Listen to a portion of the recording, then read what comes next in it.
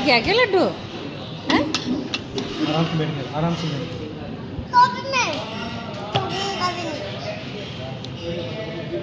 जाते वक्त सो जाएंगे, एनर्जी पता नहीं इसमें दोनों सो जाएंगे जाएंगे।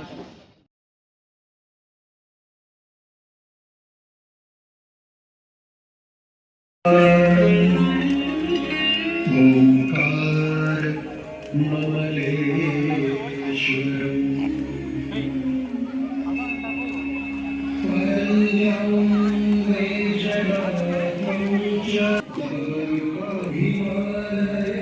हे क्यूटी,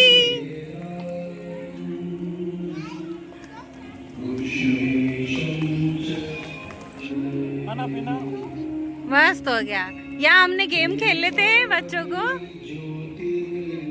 ये डिज्नीलैंड नेक्स्ट टाइम करेंगे। पठेन विनश्यति स्मरणेन विनश्यति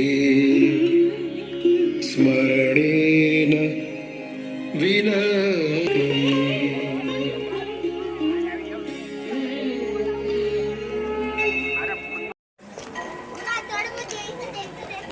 नमस्कार। विश्वास स्वरूप आशा करते हैं आपका दिन यहाँ मंगलमय रहा होगा। विश्वास स्वरूपम में आपका दिन आयोजन कुछ ही समय अभी जैसे ही शो बंद होगा ना, आप सभी से निवेदन है कि परमहंस शिव पार्वती को और नमस्कार। विश्वास स्वरूपम में आपका हार्दिक स्वागत है। आशा करते हैं आपका दिन यहाँ मंगलमय रहा होगा। विश्वास स्वरूपम में आपका दिन और भी आकर्षक बनाने के लिए उस विशेष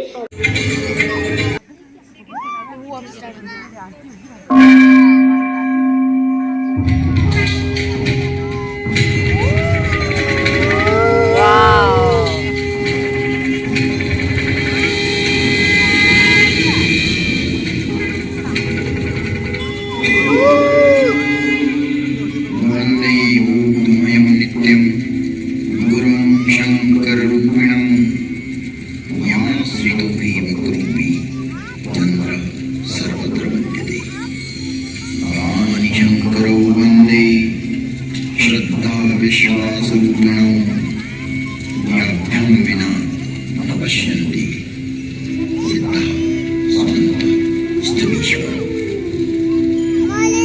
त्रिभुवनं वेदमखिलं प्राणजीव पावक आनजनं विश्वनाथ पूर्णनाथ मुरारी त्रिभुवनमहिमा विदित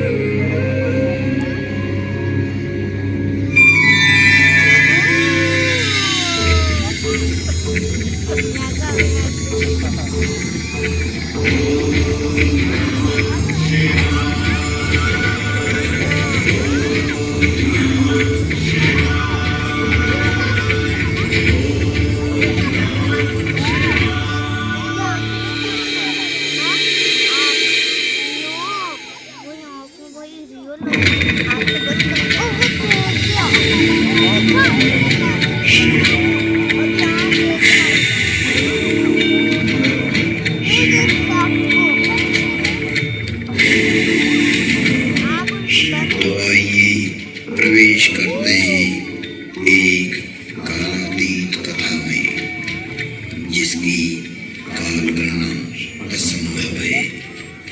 घटना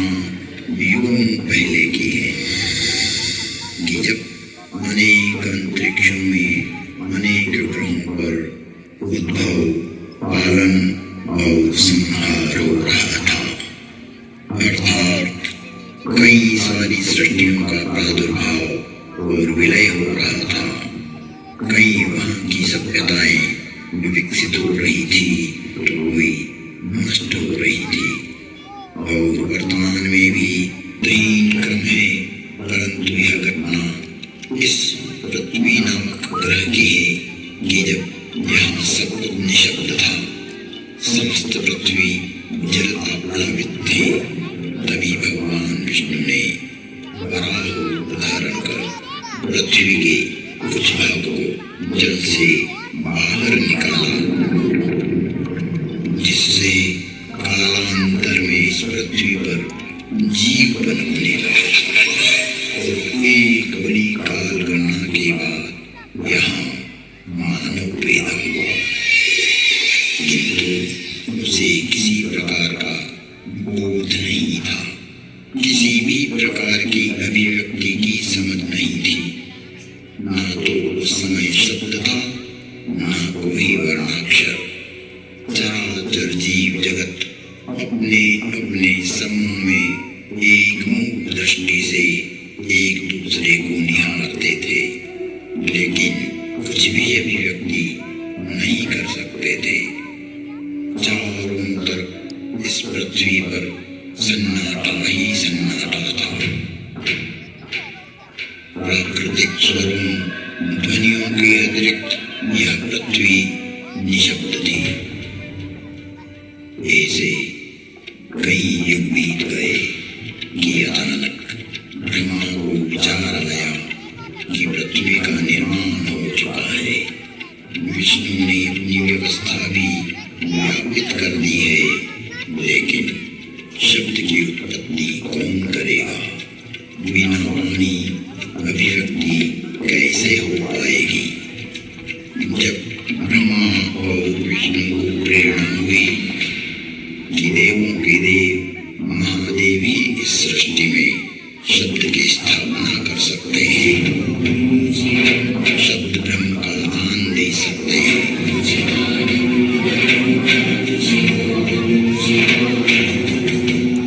परंतु शिव का समय अधिकतर समाधि में ही व्यतीत होता था।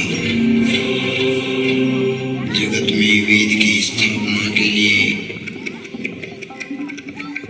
मनुष्यों में, प्राणियों में सत्य, प्रेम और करुणा की भावना प्रकट करने के लिए, शब्द को देह देने के लिए महादेव को समाधि से जगाना अति आवश्यक है। जब ब्रह्मा, विष्णु और सारे देवताओं ने महर्षि पाणिनि को प्रेरणा की कि वो महादेव को प्रसन्न कर जगत में शब्द प्रकट करने की प्रार्थना करें,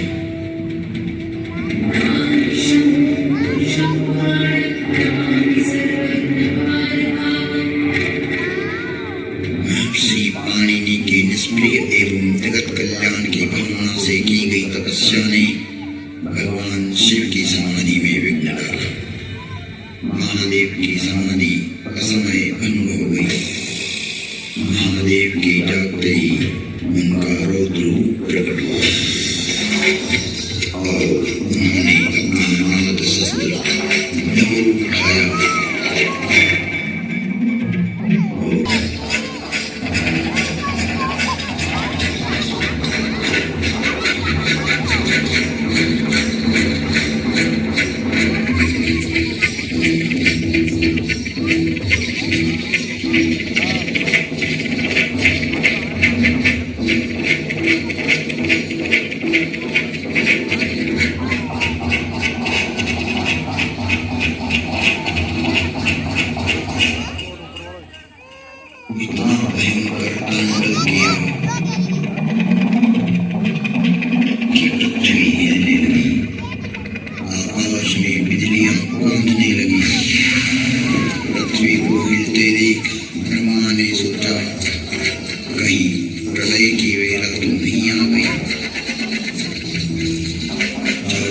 समुद्र में उफान आ रहा था।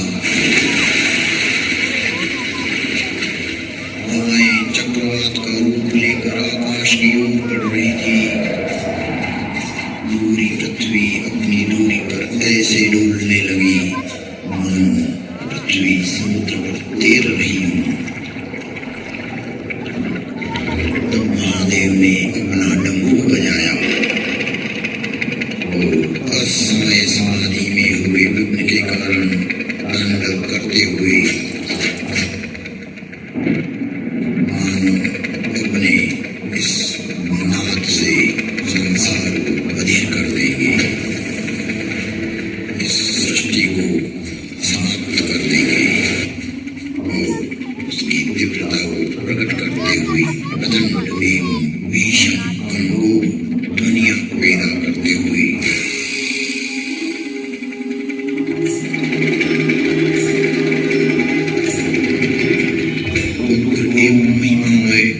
भयंकर डमरूनाद किया, जिससे प्राणी मात्र की श्रवण इंद्रियां लुप्त हो गई। नाद इतना भयावह था कि प्राणी मात्र के कर्ण भेद हो गए। कुछ काल के लिए यह स्थिति बन गई। महादेव तांडव करते हुए अपने उग्रनाद वाद्य से कुछ ऐसी शाब्दिक रचना की जो आज इस भूमंडल पर शब्द और श्रवण का कारण है, जिसे महर्षि पाणिनि ने अवरुद्ध हुई अपनी श्रवण इंद्रियां पुनः जागृत होने पर शब्दों में पिरोया। जगत कल्याण के लिए महादेव की प्रेरणा से नाद वाद्य से निकली हुई ध्वनियां जो आज इस संसार में व्याप्त है। इस भूमंडल पर कोई भी व्यक्ति किसी भी भाषा में अपनी अभिव्यक्ति करता हो, उसका उद्गम स्रोत महादेव का डमरू ही है और वो डमरू इस प्रकार होगा।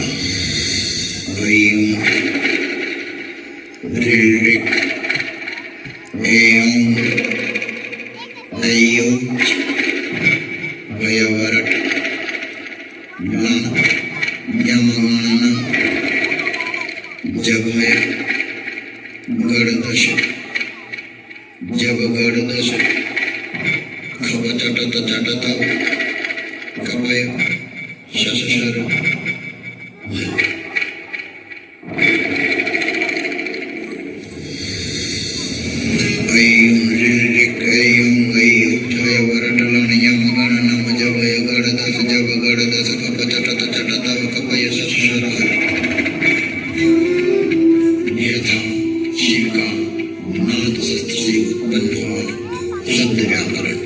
इससे शब्द की संरचना हुई और डमरू ने जिस प्रकार ये 14 शिव शब्द परमात्मा शिव ने जगत को दिए, वो आज सभी की अभिव्यक्ति का कारण है। इति माहेश्वराणि सूत्राणि अनादि संज्ञार्थानि येषामन्त्याहितः अकारादि सकार उच्चारणार्थ लण्मध्येऽपि तत्संज्ञकः।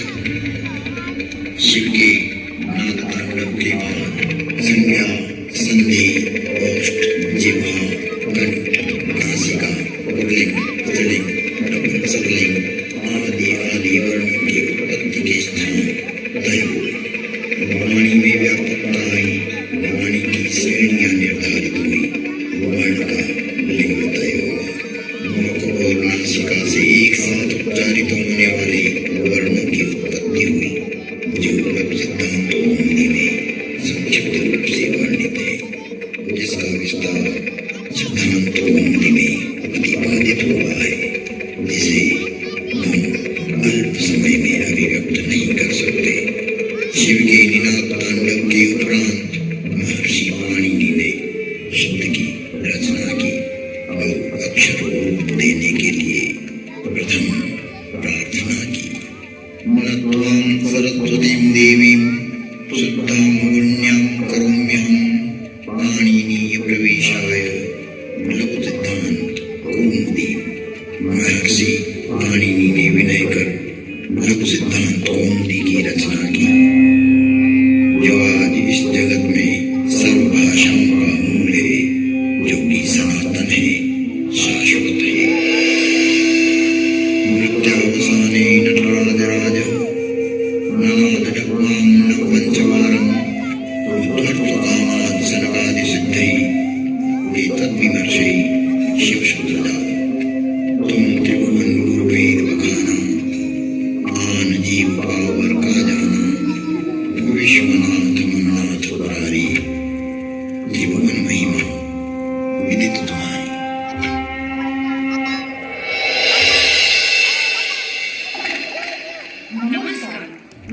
स्वरूप में आपका हार्दिक अभिनंदन है। जिन पर्यटकों के पास व्यूइंग गैलरी और लड्डू खड़ी हो क्या जाओ। हाँ ठीक है। हाँ। लड्डू खड़ी हो क्या जाओ। हाँ ठीक है। आगे चल। ये आ रहा है ना, ध्यान रख। अच्छा इधर भी है क्या? अरे फुटबॉल वाले।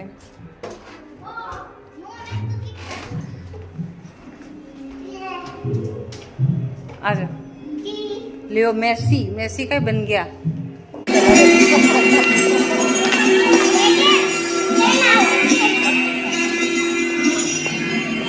कैसा लगा पिंजू आज? मजा आ गया गाइस, पर आज पूरा दिन लग गया और बस घूम भी नहीं रहे थे, यहाँ नहीं घूम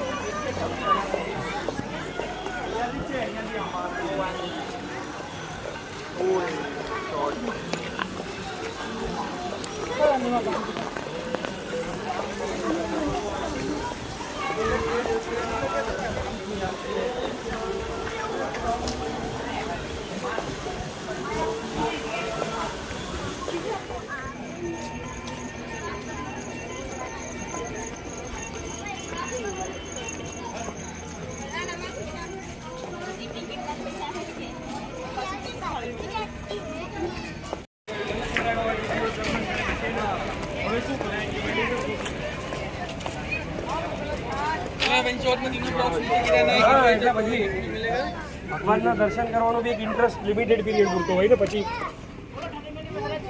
હવે શું કરવું મમ્મી? જા તું લેઝર શોટ લે.